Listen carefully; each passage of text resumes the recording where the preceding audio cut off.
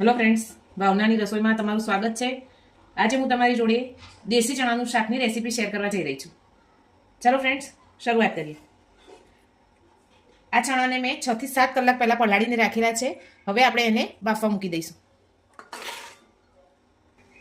આપણે એમાં 1 થી 2 ગ્લાસ જેટલું પાણી ઉમેરીશું. 1 ચમચી મીઠું ઉમેરી કુકરનું ઢાંકણ બંધ કરી અને 6 થી 7 વિસલ આવે ત્યાર સુધી બાફી દો. આપણા ચણા બફાઈ ગયા છે. તમે જોઈ શકો છો. આપણે આટલા સોફ્ટ થાય ને ચણા ત્યાર સુધી બાફવાના છે. તો હવે આપણે એને વઘાર કરવાની પ્રોસેસ કરીશું. ફ્રેન્ડ્સ, આપણે 1 કપ પેન લઈ લીધું છે. હવે ગરમ થાય એટલે એમાં તેલ ઉમેરીશું. ફ્રેન્ડ્સ, આપણું કઢાઈ સરસ ગરમ થઈ ગઈ છે. હવે એમાં તેલ ઉમેરી દઈશું. આપણું તેલ સરસ ગરમ થઈ ગયું છે. હવે આ 1 નાની ચમચી જેટલી રાઈ ઉમેરી દઈશું. થોડું જીરું એડ કરીશું.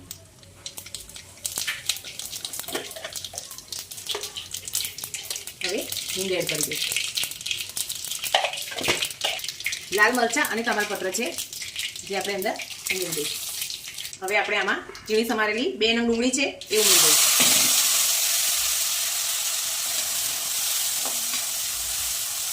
એ સરસ ગોલ્ડન બ્રાઉન કલરની થાય ત્યાં સુધી આપણે એને ચડવા દઈશું. જ્યાં સુધી આપણે ડુંગળી ફ્રાય થાય છે ત્યાં સુધી અહીંયા આપણે મસાલો તૈયાર કરી દઈશું. 5 થી 6 કળી લસણ લીધેલી છે. 2 લીલા મરચાં લીધેલા છે. આ લવિંગ અને મરી છે જે આપણે આખા પણ નાખી શકીએ, પણ બાળકોને એ ટેસ્ટ ભાવતો નથી અને મોઢામાં ના આવે એ માટે આપણે આમાં ખાંડી લઈશું. તો એ લવિંગ અને મરી ઉમેરી દઈશું. જીરું ઉમેરી દઈશું. હવે આપણે આને ખાંડી લઈશું.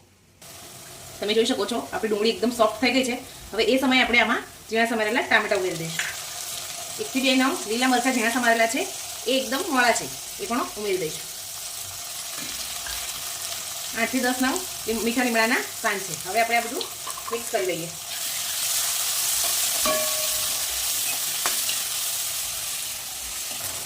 આપણે ચણા બાફતી વખતે તો મીઠું એડ કરેલું એટલે એ પ્રમાણે સ્વાદ અનુસાર મસાલાના ભાગનું મીઠું આપણે એડ કરી દઈશું. આપણો આ મસાલો જ્યાં સુધી ચડે છે ત્યાં સુધી આપણે આમાં બીજા સૂકા મસાલા એડ કરી દઈશું. આપણે આ મસાલામાં અને આમાં પણ તીખા લીલા મરચાં નાખ્યા છે એટલે એ પ્રમાણે લાલ મરચું એડ કરીશું.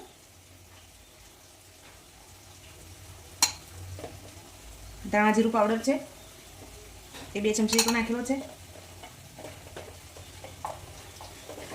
અડધી ચમચી જેટલું હળદર પાવડર એડ કરીશું. આપણે થોડું પાણી એડ કરી સરસ બધું મિક્સ કરી લઈશું. આ મસાલો પણ આપણો સરસ થઈ ગયો છે. હવે અમે આ ગ્રેવી વાળો મસાલો નાખી દઈશું.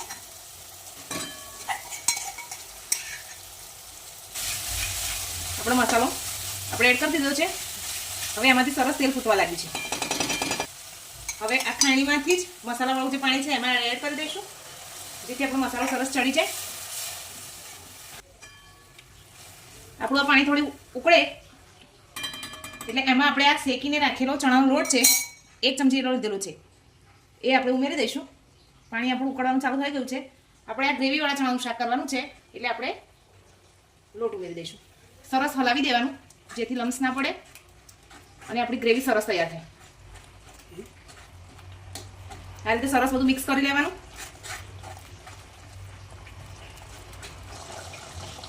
આપણે આ ગ્રેવી સરસ ઉકળવા લાગી છે. હવે આ સમયે આપણે એમાં ચણા ઉમેરી દઈશું. ચણા ઉમેરી બધું સરસ મિક્સ કરી લઈશું. હવે એમાં 1 ચમચી જેટલો લીંબુનો રસ છે એ એડ કરી દઈશું અને 1 ચમચી ગરમ મસાલો.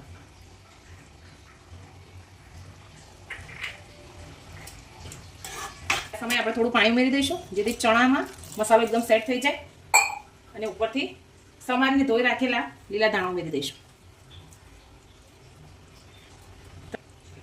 મીઠું ચેક કરી લેવું. તમે જે પ્રમાણે ખારું ખાતા હોય એ પ્રમાણે, ઓછું હોય તો એડ કરી લેવું.